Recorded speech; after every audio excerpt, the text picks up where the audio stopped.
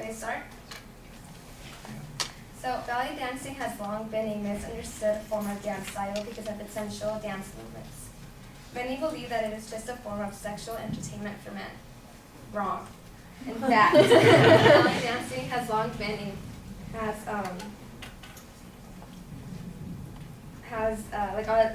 like all other dance forms, it's been a form of culture to worship gods and goddesses and to honor kings and queens.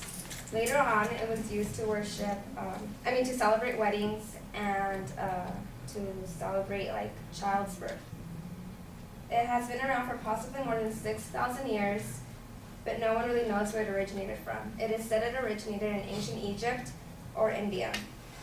I will be talking to you about the many ways belly dancing can be used as a form of achieving physical fitness. I have been researching this topic for several weeks, and I have also been in belly dancing classes over the years. I am sure many of us like to work out, to look good, or just that you want to be healthy. But running on a treadmill or on a bicycle can get boring. And belly dancing is a different way in achieving into burning those calories and into building up muscle. Today I want to highlight for you the 3 benefits it has: losing weight, childbirth preparation, and with menstruation for women. The first thing I would like to let you guys know about is how it can be used as a form of weight loss. Belly dancing is considered an aerobic activity and is just like other dances. It has its own type of exercise and physical fitness. Many people believe that belly dancing has no physical exercise because it's not a sport, but in fact, belly dancing can burn as much calories as jogging and swimming can. It just depends how much intensity you put into it. Belly dancing, not including other dance styles as well, is one of the most commonly classes taken to help improve and lose weight. It can burn up to calories from 270 to 320 calories per hour, and for faster intensity, it can burn up to almost 400 calories. Here's a quote I found from an article on anakeddance.com. Not naked, but anake. It sounds like naked, but it's not. So practice for at least 3 hours a week. The average woman will burn up approximately 300 calories per hour. So this will add up to 900 calories a week, or a quarter pound that you can lose a week. So now that you know how to lose weight, you can probably do this after you have kids for postnatal care. One of the best health benefits I came across on was how to prepare for childbirth.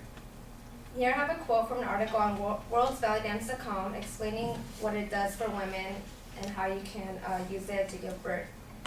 The movements of belly dancing make an excellent prenatal exercise regime that straightens the muscles during the childbirth process. The toned abdominal area, which is like your pelvic and your abdominal area, and the natural hip movements are taught during pregnancy classes that teach you how to do the pelvic rocking.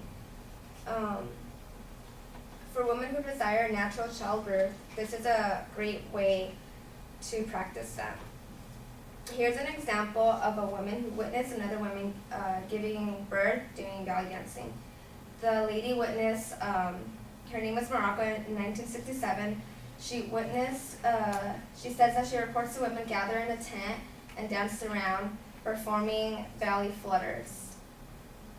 And then, so that when you belly dance and you prepare for the childbirth, it relaxes and relieves stress, which I've never been pregnant before, but I'm pretty sure it's stressful.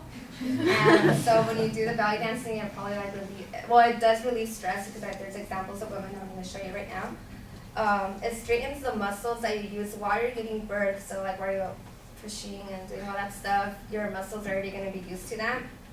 And it helps the baby get into a position ready to be delivered. So I'm going to show you a video about a woman who used belly dancing while she was giving birth. So that's her right there. And she has her own books and stuff. But this is I used to chop, but I don't know. It was giving me troubles, but I think I fixed it. It's just not going to be like a full screen.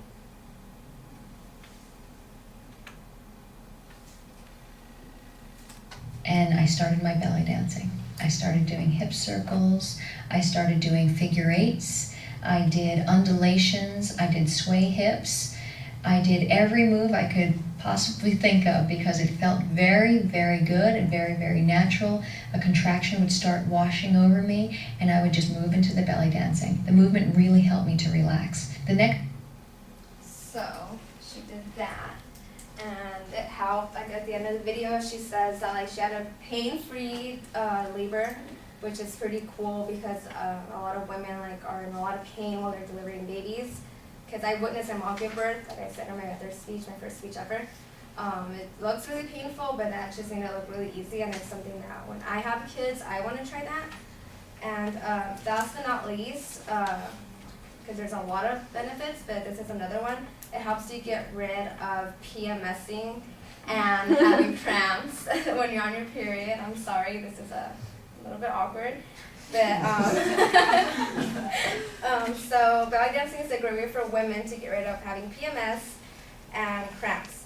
The movements belly dancing has, like doing the figure 8, I'm not going to show you guys, but it's a figure 8 where you move your belly. And doing the hip rolls can help with relieving stress, which helps with relieving PMS. And here I have a last quote from a teacher who has her own belly dancing studio.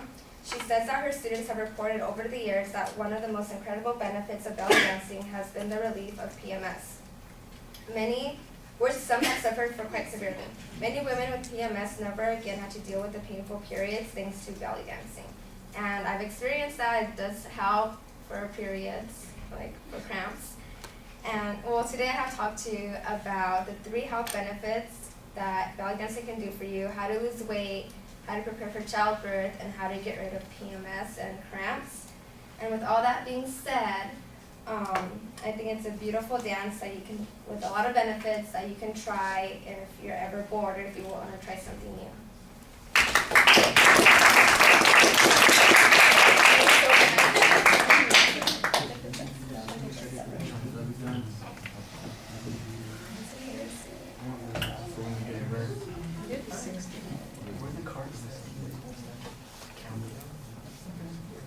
So, because I tried to hurry up. No, I'm gonna rewrite this. This is just at the one. Because I tried rushing. Because I tried rushing. I saw the cards. So we're hearing from Olivia now, right? All right. I thought your intro was really good. Like it gave us like a history lesson and like kind of like broke down those like misconceptions about belly dancing before actually revealing the speech. I feel like some of the citations could have had like more credibility. Like you're just kind of like some of the sources just kind of threw out, and I'm like, wait, what is that exactly? What else? You can have more confidence, Erika. Be more confident what we're talking about, and some of the transitions were a little choppy.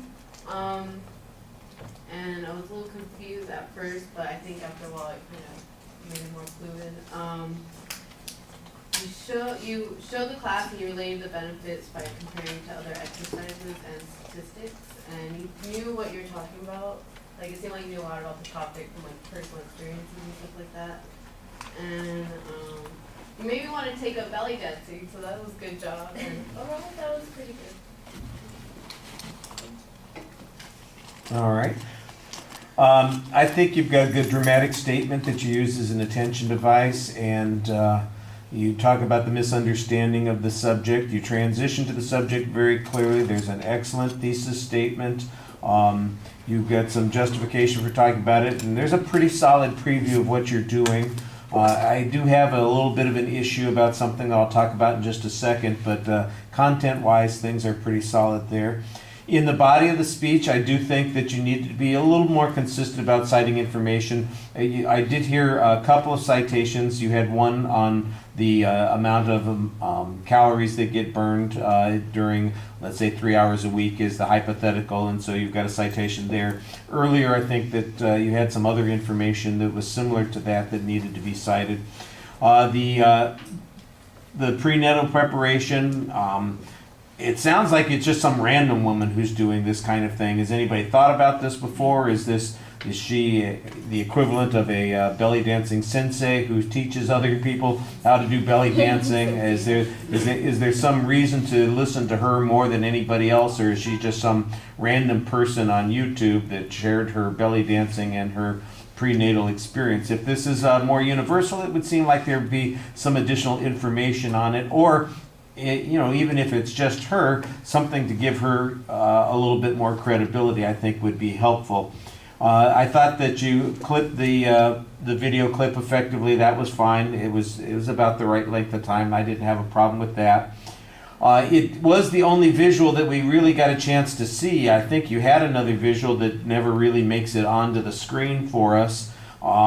It seems like there are some opportunities, for instance, when you're listening, the potential benefits, both in that first section for exercise and in the section on the premenstrual or the menstrual cramps, that there might be a table chart that would be able to make some comparisons to relief or pain, or how many, comparing it, for instance, in terms of exercise to other types of exercise that women might be able to do and lose weight, and show that belly dancing is really comparable to some of the other things that are going on. I think there's some lost opportunities there. Not that they were dramatically problematic, but there were some lost opportunities.